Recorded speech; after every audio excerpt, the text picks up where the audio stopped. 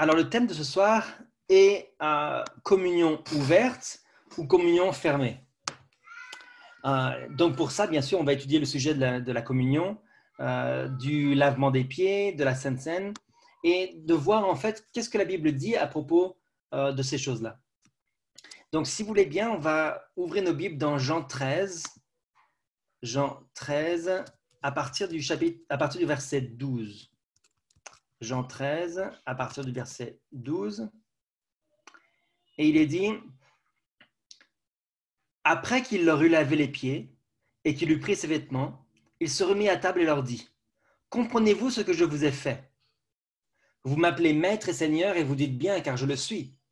Si donc je vous ai lavé les pieds, moi le Seigneur et le maître, vous devez aussi vous laver les pieds les uns aux autres. Car je vous ai donné un exemple afin que vous fassiez comme je vous ai fait. En vérité, je vous le dis, le serviteur n'est pas plus grand que son Seigneur, ni l'apôtre plus grand que celui qui l'a envoyé.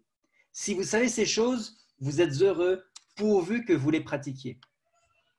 Alors, donc, Jésus dit on doit se laver les pieds les uns les autres et on est heureux si on pratique cette chose-là. Jésus a même lavé les pieds de Judas. Okay?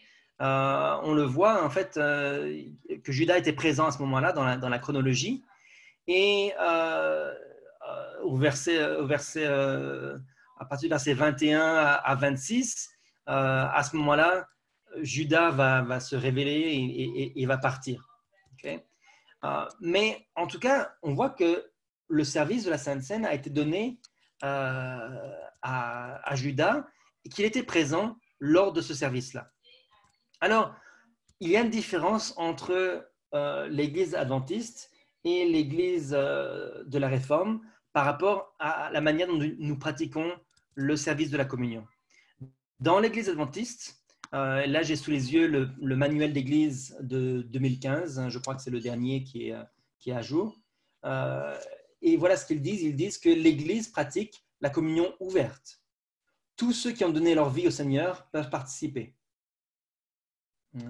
Donc, et ils disent particulièrement pour les enfants, ils doivent d'abord être formés, puis dans des classes baptismales, puis prendre le baptême, et ensuite ils sont préparés à participer.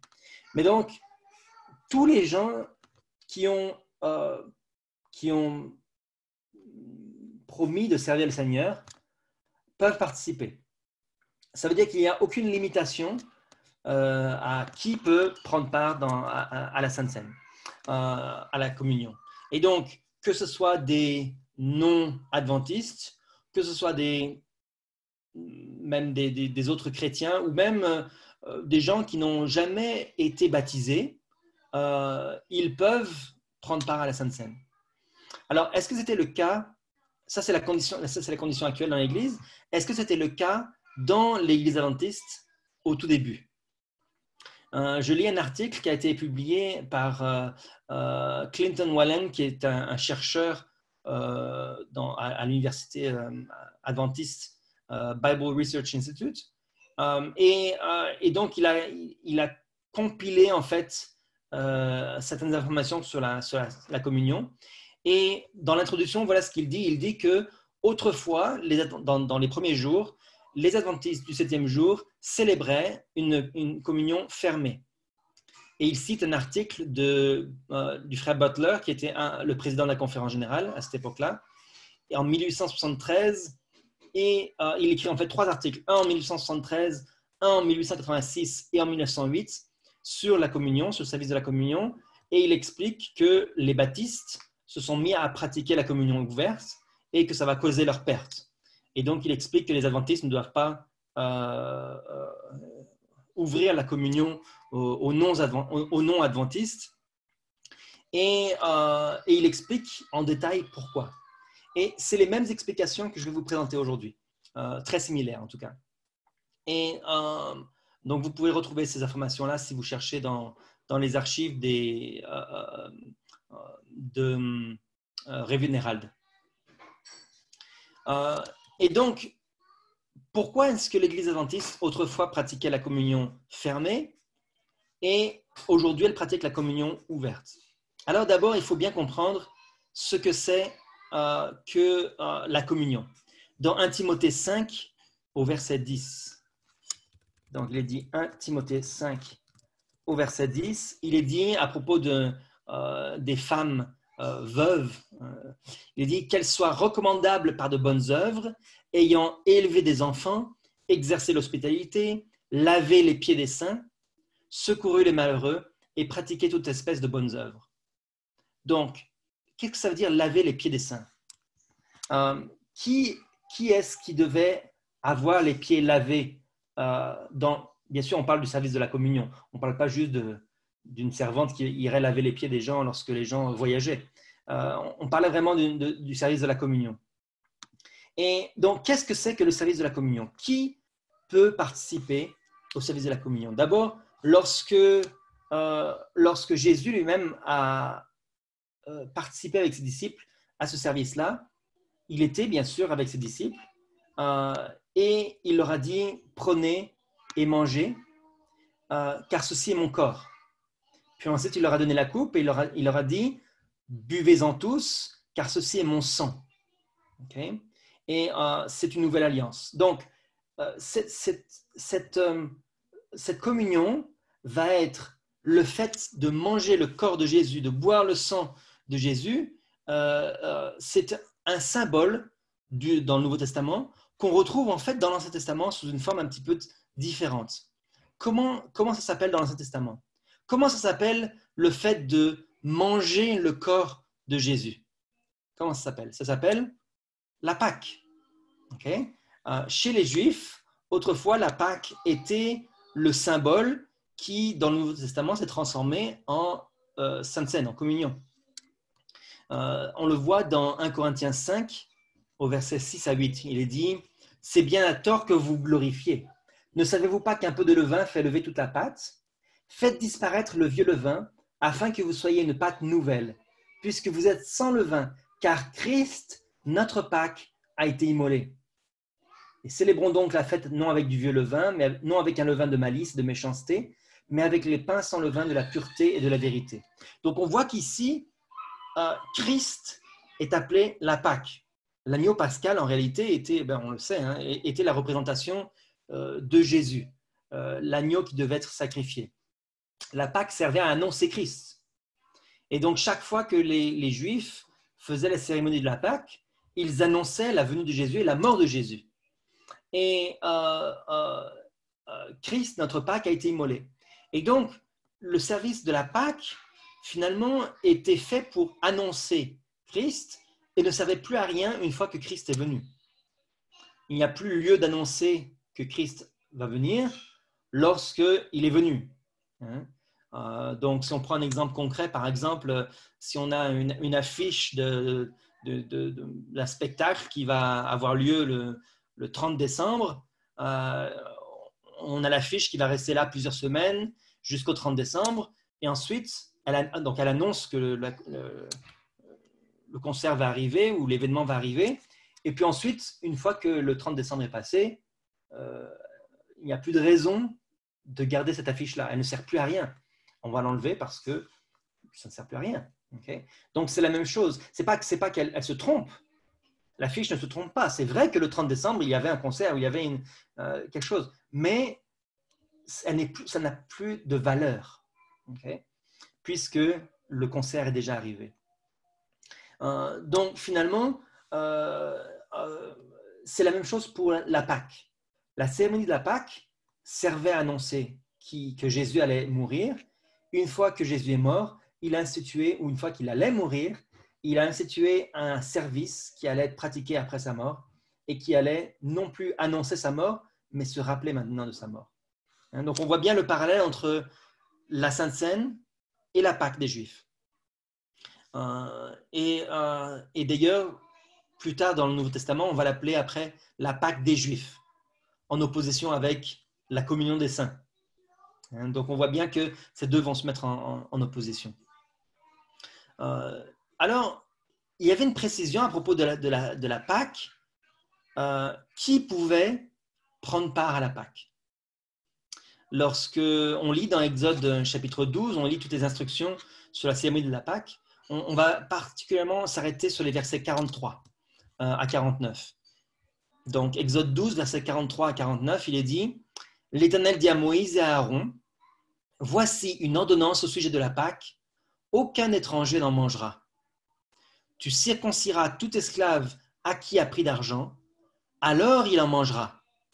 L'habitant et le mercenaire n'en mangeront point. On ne la mangera que dans la maison, vous n'emporterez point de chair hors de la maison, et vous ne briserez aucun os.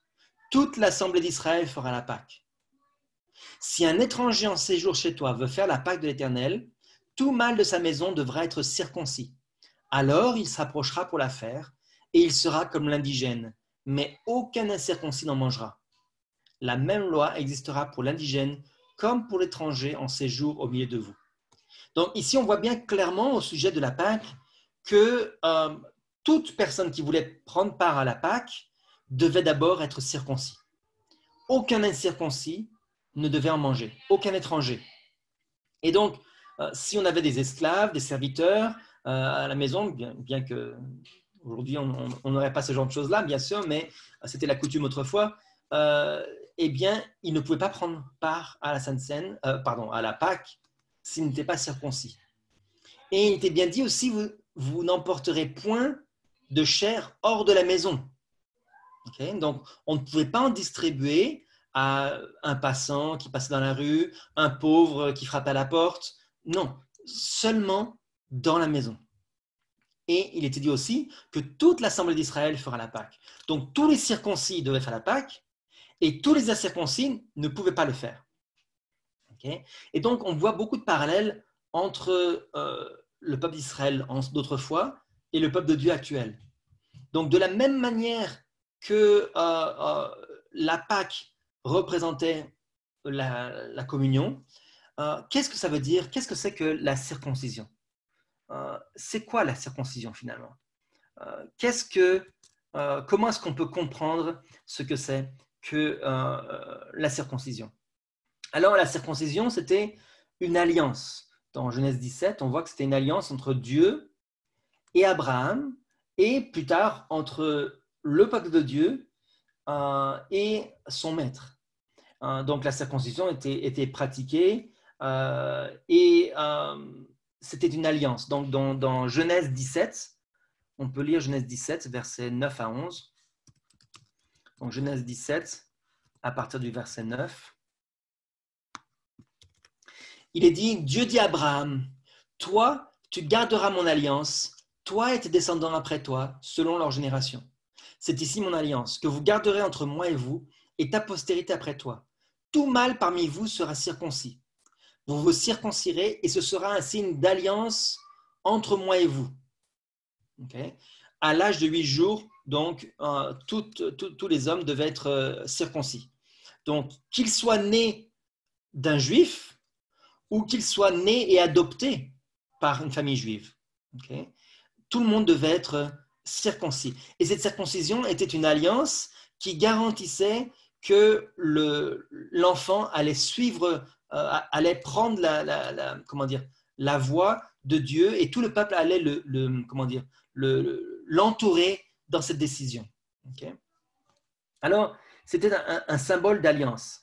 Et l'incirconcis, à contrario, lui n'avait pas pris cette décision, n'avait pas fait cette alliance avec Dieu. Alors, aujourd'hui, quelle est l'alliance que l'on fait? Comment matérialise-t-on une alliance que l'on peut faire avec Dieu? Lorsqu'une personne donne son cœur à Jésus, quelle est la chose matérielle qu'il va faire pour montrer cette alliance-là? Il y a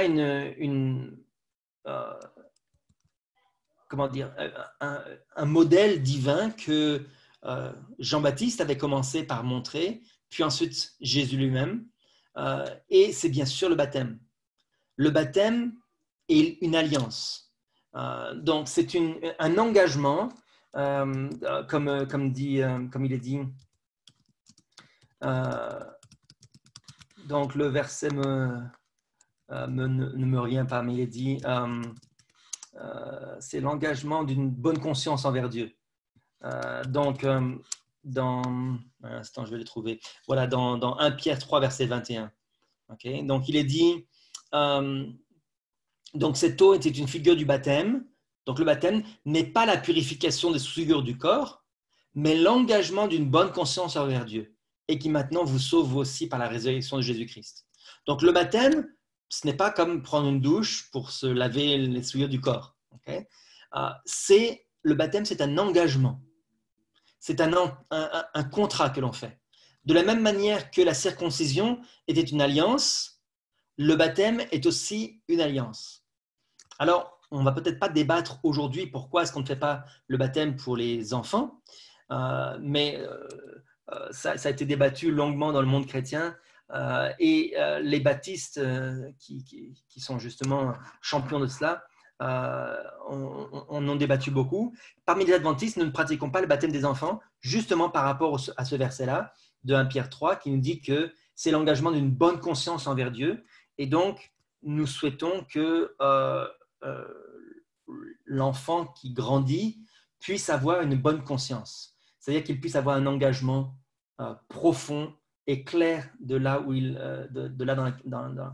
ce qu'il fait. Et finalement, on est passé dans l'ancienne alliance d'un salut de groupe à un salut individuel. Mais en refermant la parenthèse, on voit quand même que le baptême donc est un engagement de la même manière que la circoncision l'était.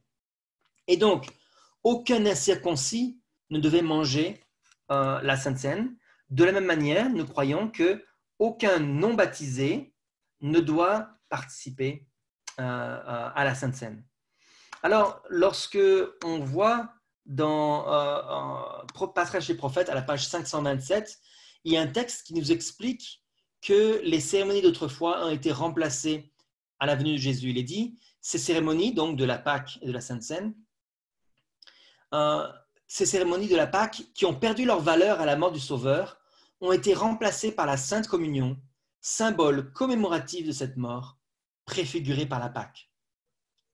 Donc la Pâque annonçait la venue de Jésus et la communion se rappelle, est une commémoration de la mort de Jésus. Okay? En anglais, il est dit, c'est un petit peu différent. En anglais, il est dit, lorsque le Seigneur a abandonné sa vie sur la croix du Calvaire, le symbole de la Pâque cessa et la cérémonie de la Sainte Seine fut instaurée comme mémorial. Donc, très clairement, le but de la communion est de se rappeler de ce que Jésus a fait, mais d'autre aussi, d'être en communion. Qu'est-ce que ça veut dire le mot communion lui-même?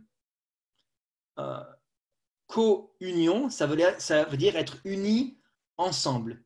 Unis ensemble avec qui? Bien sûr avec Jésus, mais c'est aussi une unité les uns avec les autres, parce qu'on prend ce service, on ne prend pas tout seul, okay? On le prend ensemble. Alors, la cérémonie qui avait été instituée par Jésus servait à rassembler les disciples et à leur permettre d'être unis les uns avec les autres. Alors, donc, je parlais tout à l'heure que seuls ceux qui sont baptisés. Mais combien de baptêmes existe-t-il? Dans 1 Corinthiens 12, verset 13, il est dit « Nous avons tous en effet été baptisés dans un seul esprit pour former un seul corps, soit juif, soit grec, soit esclave, soit libre, et nous avons tous été abreuvés d'un seul esprit. » Okay? Donc, nous sommes baptisés dans un seul esprit. Donc, il y a une seule communion possible. Okay? Et ensuite, dans 1 Corinthiens 10 au verset 16, il est dit « La coupe de bénédiction que nous bénissons n'est-elle pas la communion au sang de Christ? Le pain que nous rompons n'est-il pas la communion au corps de Christ? Puisqu'il y a un seul pain, nous qui sommes plusieurs, nous formons un seul corps, car nous participons tous à un même pain. » Alors, nous, en tant qu'Église, nous croyons que Dieu a une Église visible et organisée sur terre, et c'est le corps de Christ. Okay? Donc, c'est ce pain qui représente le corps de Christ, c'est l'Église qui est le corps de Christ. Lorsqu'on participe à ce pain, on le partage ensemble. Combien de pains est-ce qu'il y a? Il y a un seul pain. et nous participons tous à ce même pain. Donc, un seul corps qui est le corps de l'Église. Et les membres sont les membres de ce corps. Donc, ils sont baptisés dans le corps, dans l'Église. Et donc, par conséquent, le corps de Christ ne peut pas communier avec un autre corps qui serait séparé. Puisqu'il y a un seul corps de Christ, une seule assemblée de Christ, visible sur terre, il n'y a qu'une seule Église qui est l'Église de Christ sur terre. Et donc, il ne peut pas y avoir d'autres groupes religieux avec lesquels on peut communier. Parce qu'on ne peut pas séparer un bras du corps de Christ et dire qu'en étant séparé, il peut s'attacher à un autre corps. Okay? La greffe de corps n'existe pas dans l'Église de Christ, en tout cas. Donc, on ne peut pas recevoir la vie d'un autre corps tout en prenant la communion dans le corps de Christ. Ce n'est pas possible. Donc, Christ ne peut être en communion qu'avec les membres de son propre corps. Il nourrit avec son sang, il nourrit chaque organe, chaque membre, chaque orteil. Il nourrit toutes les parties du corps. Et donc, nos pionniers adventistes avaient compris cela et avaient une attitude très claire. Sir White avait eu une vision à propos de la Sainte Seine dans la chambre haute. Et on voit cette vision dans le journal Present Truth. C'était le volume 1, numéro 11 de novembre 1850. Et voilà ce qu'elle dit. « J'ai vu que tous devraient agir avec bienveillance et suivre l'exemple de Jésus pour ces choses. Mais lorsqu'ils assistent à ces cérémonies, ils devraient être aussi séparés des incroyants que possible. » Okay? Donc, lorsqu'on assiste aux cérémonies de la Sainte Seine, c'est une des cérémonies les plus importante de l'Église après le baptême. C'est une des cérémonies les plus spirituelles et les plus solennelles. Et il dit qu'à ce moment-là, on devrait être aussi séparé des incroyants que possible. Okay? Donc, qu'est-ce que cela veut dire? Lorsque Sir White parlait des incroyants, est-ce qu'elle parlait seulement des gens qui ne croient pas en Dieu? Ou est-ce qu'elle parlait des gens qui ne croyaient pas à la vérité présente? C'est ça qui est important à comprendre. Rappelez-vous que l'article est dans le livre ou dans le journal qui s'appelait Present Truth, donc la vérité présente. Donc, dans le contexte, lorsqu'elle parle des incroyants, elle parlait de toutes les personnes qui ne croient pas dans la vérité présente. Et voilà encore ce qu'elle dit dans Témoignage pour l'Église, volume 2, page 453. Elle dit « Le baptême et la Sainte Seine sont les deux piliers qui soutiennent l'Église. L'un à l'extérieur, l'autre à l'intérieur de l'édifice. Sur chacun d'eux, le Christ a gravé le nom du vrai Dieu. » Donc, ça c'est très clair ce passage-là. Le baptême et la Sainte Seine sont deux piliers. L'un à l'extérieur, l'autre à l'intérieur de l'Église. Donc, quel est le pilier qui est à l'extérieur de l'Église? Qui est là pour soutenir l'édifice à la porte de l'Église. Vous savez que quand il y a un bâtiment, il y a des piliers qui soutiennent les murs extérieurs, puis il y a des piliers qui soutiennent les murs intérieurs. Donc, quel pilier, entre le baptême et la Sainte Seine, quel pilier est à l'extérieur? C'est le baptême, bien entendu.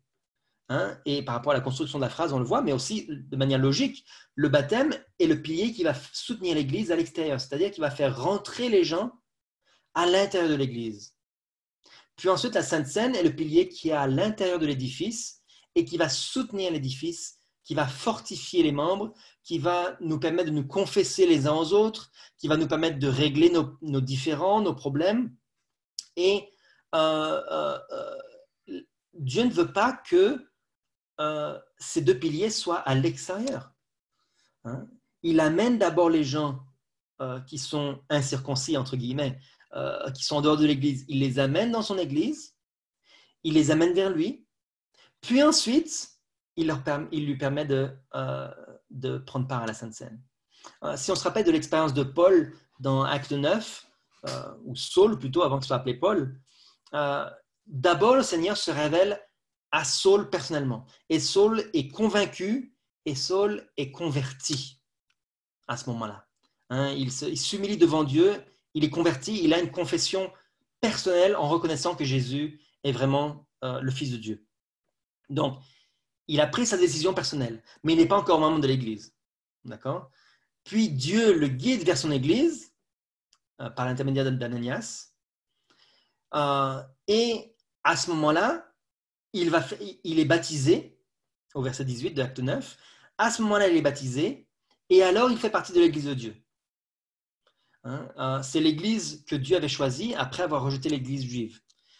Donc, de nombreux croyants se sont joints à l'Église primitive chrétienne, et lorsqu'ils se joignaient, alors ils participaient à la communion des saints.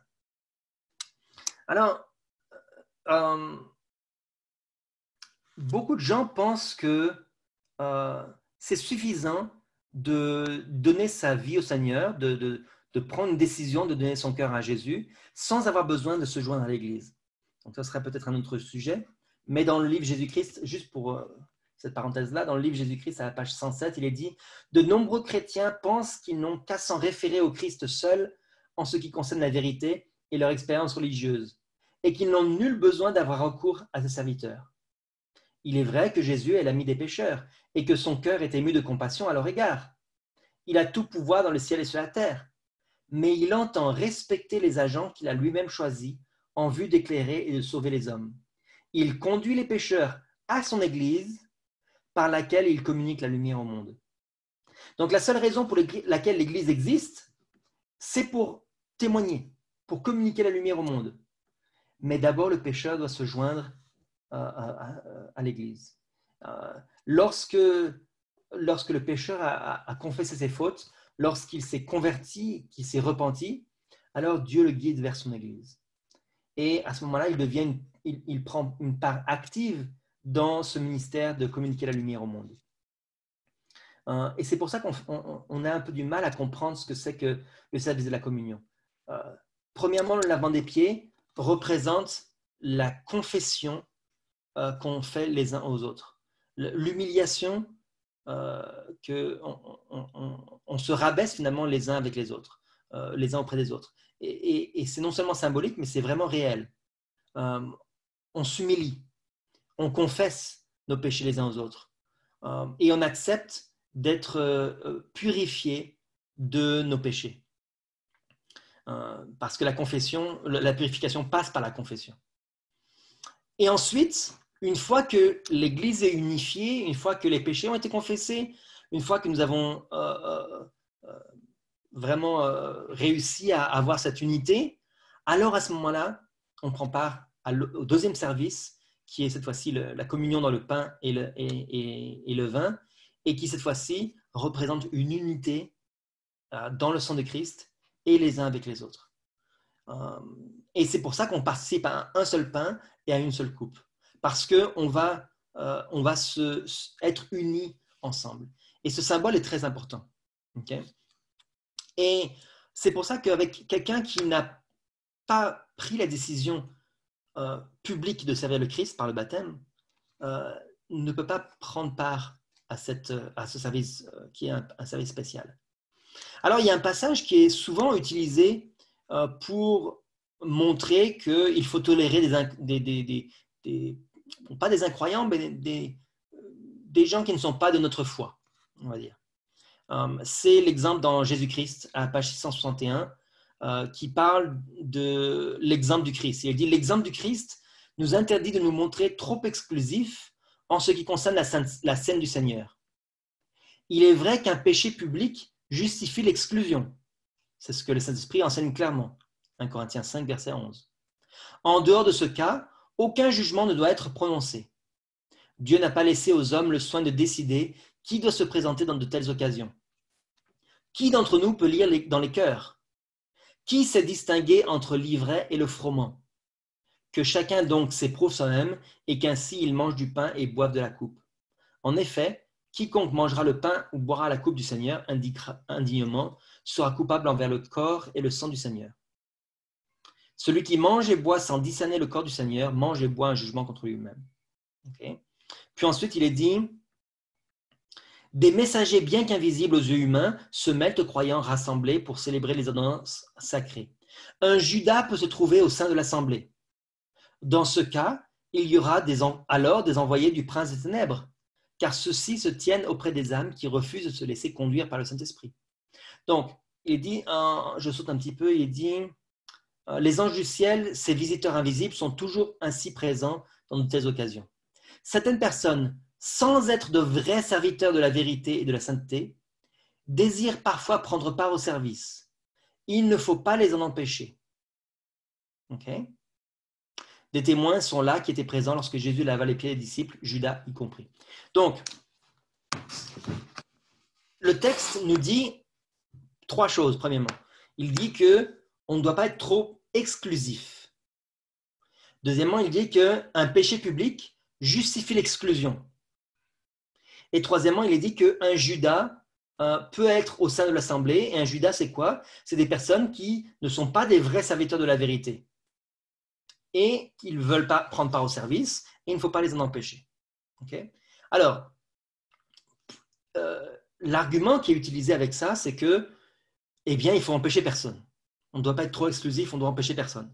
Est-ce que c'est vraiment ça qui est dit? Qui était Judas? Judas était-il membre de l'Église primitive? Il était membre. Il était un des disciples, il était l'un des 12. Okay? Il avait été choisi par Jésus, il l'avait suivi, il avait pris l'engagement de suivre Jésus, donc il avait probablement été baptisé. Il avait reçu l'onction pour donner le message de l'Évangile. Il faisait même des miracles. Il était même le trésorier de l'Église. Okay? Donc il était vraiment un membre à part entière de l'Église primitive chrétienne. Il n'était pas quelqu'un de l'extérieur qui vient pour la première fois dans l'Église et qui veut visiter l'Église et qui souhaite prendre part à la Sainte Seine. Il était un membre de l'Église. Cependant, son cœur était pourri. Il n'avait pas, il n'était pas un vrai serviteur de la justice et de la vérité. Okay? Donc, il cachait qui il était en réalité. Il cachait son véritable caractère. Et c'est ce qu'on appelle l'ivraie. L'ivraie, c'est une chose qu'on ne voit, on ne voit aucune différence entre l'ivraie et le bon grain tant qu'ils sont en train de grandir. À partir du moment où l'ivraie produit des fruits, à ce moment-là, on voit la différence entre les deux. Et c'est à ce moment-là que le texte nous dit un péché public justifie l'exclusion. Donc, un péché public, c'est par exemple si les disciples avaient découvert que Judas volait de l'argent. Alors là, ça aurait été un péché public. Il n'aurait plus fait partie de l'Église. Okay? Si par exemple on a un membre d'Église qui est condamné parce qu'il a volé une banque, eh bien il va être radié de l'Église. À ce moment-là, il n'y a plus de problème, puisque on voit sa véritable nature, on voit qu'il n'est plus qu'il était vraiment un Judas, qu'il cachait il cachait l'état de son cœur, et maintenant le péché public justifie l'exclusion de la Sainte Seine et donc de la communion des saints. Donc, finalement, Judas était membre d'église, il cachait sa vraie nature, il y avait une seule personne qui savait qui il était, c'était Jésus. Et donc, dans ce cas-là, pour des membres d'église, personne n'a le droit de juger. Il est dit, en dehors de ce cas d'un péché public, aucun jugement ne doit être prononcé. Donc, on ne peut pas juger un membre d'église. Le pasteur n'a pas le droit de dire toi, oui, tu peux prendre la Sainte Seine, toi, non, et toi, oui, parce que je t'aime bien. Ça serait complètement absurde et c'est ça que ce passage voulait indiquer. On ne peut pas être exclusif. On n'a pas le droit de mettre des critères autres que ceux que Jésus a mis en place. Et si quelqu'un est un disciple de Christ, c'est-à-dire si quelqu'un a été baptisé, membre de l'Église, mais cache sa véritable nature, eh bien, on ne peut pas le mettre de côté de la Sainte Seine, à part s'il y a un péché visible, public. Okay? Donc, Judas était l'un des 12.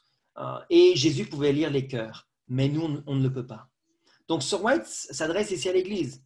Ce témoignage ne dit pas du tout que des non-membres peuvent prendre part au service, mais que ceux qui sont comme Judas, c'est-à-dire des membres qui sont en fait des faux chrétiens, et qu'on ne sait pas, eh bien là, eux, ils peuvent prendre part. Donc, si quelqu'un croit différemment de nous, il n'appartient pas au corps de Christ, on ne le condamne pas. En ne participant pas à la Sainte Seine, ce n'est pas une condamnation qu'on donne. C'est juste que nous voulons respecter sa conscience et il doit respecter la nôtre. on ne peut pas participer au même service ensemble si nous sommes dans un corps séparé. Tant que nous ne faisons pas partie du même corps, malheureusement, nous ne pouvons pas prendre part au service ensemble, puisque nous ne pouvons pas être unis véritablement d'esprit. Et si par contre nous avons la même doctrine, si nous avons la même croyance, si nous avons la même foi, alors il n'y a pas de raison que nous soyons séparés, et donc nous devons être dans le même corps. Et une fois qu'on est dans le même corps, il n'y a plus de problème pour la Sainte Seine. Okay? Donc, je crois que ce passage-là est assez clair, et souvent il est cité hors contexte, ou bien il est cité avec des explications qui donnent lieu à croire que Judas n'était pas membre de l'Église. Judas était membre de l'Église, tout à fait membre de l'Église. Okay? Et Jésus lui a donné la Sainte Seine, le lavement des pieds et le pain trempé dans le vin, il lui a donné. Et ensuite, Judas a montré sa véritable nature par la suite. C'est plus tard que les disciples ont compris ce que Judas avait fait. Ce n'est pas le soir même. Okay? C'est lorsqu'il est venu chercher Jésus avec des armes. C'est là qu'ils ont compris ce qui s'était passé. Et donc, à partir de ce moment-là, ils n'ont plus pris la communion. Bien sûr, Judas s'est suicidé, mais ils n'ont pas pris la communion avec Judas. Il n'y avait plus de communion possible tant que Judas ne se repentait pas. Et Judas, malheureusement, ne s'est pas repenti. Donc, vraiment, lorsque on s'attache au corps de Christ, on choisit de prendre part à l'Assemblée des Saints et d'être unis avec le corps de Christ, qui est l'Église. Dans 1 Corinthiens 6, versets 16 et 17, il est dit « Ne savez-vous pas que celui qui s'attache à la prostituée est un seul corps avec elle? Car il est dit, les deux deviendront une seule chair. Mais celui qui s'attache au Seigneur est avec lui un seul esprit. » Donc, lorsqu'on s'attache à Dieu, on doit être aussi éloigné que possible des incroyants. C'est ce que le texte disait. Dans 2 Corinthiens 6 aussi, il est dit, verset 15, il est dit « Quel accord y a-t-il entre Christ et Bélial? Ou quelle part a le fidèle avec l'infidèle ?» Quand il parle d'infidèles, ce n'est pas forcément des incroyants, c'est des gens qui ne sont pas fidèles. Donc, ils ne sont pas fidèles à la vérité, donc qui ne font pas partie de l'Église. Quel rapport y a-t-il entre le temple de Dieu et les idoles? Car nous sommes le temple de Dieu, du Dieu vivant, comme Dieu l'a dit, j'habiterai et je marcherai au milieu d'eux, je serai leur Dieu et ils seront mon peuple. C'est pourquoi, sortez du milieu d'eux et séparez-vous, dit le Seigneur, ne touchez pas à ce qui est impur et je vous accueillerai. Donc, là, en conclusion, on peut dire que la cérémonie de la Sainte Seine doit être une cérémonie où on doit réfléchir à ce que l'on fait. Ce n'est pas juste une tradition, c'est un moment où on va être unis, oui, avec Jésus, mais aussi on va être unis avec nos frères et sœurs de par le monde. On va prendre cet engagement d'être fidèle à Dieu et on va confesser nos fautes contre nos frères et sœurs. On doit manger et boire dignement. On doit s'examiner soi-même, comme disait 1 Corinthiens 11. On doit faire une analyse de soi en disant « Est-ce que j'ai péché contre mon frère ou ma sœur? Est-ce que j'ai pensé du mal? Est-ce que j'ai eu des mauvais soupçons? Est-ce que j'ai eu des mauvaises idées ?» Voilà. Et ça, c'est quelque chose que l'on doit faire. On doit s'analyser, on doit analyser sa vie. Et c'est pour ça qu'on ne peut pas prendre part avec un inconnu.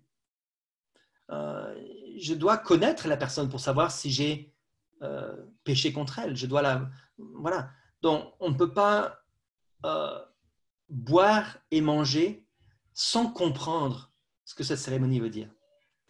Et finalement, la Sainte Seine, c'est un commandement d'amour. C'est un commandement où Dieu nous demande de nous aimer les uns les autres et où nous demande d'être unis les uns avec les autres avec lui. Et ça rassemble tous ceux qui vraiment, sincèrement, veulent suivre le Seigneur. Si on est sincère, il n'y a pas de raison qu'on soit dans un corps différent. Si nous sommes étudiants de la parole de Dieu, si nous voulons être unis, eh bien, nous pouvons facilement être unis. Et donc, je crois que ces textes-là sont clairs. Et j'espère que ça peut régler la question de communion ouverte ou fermée.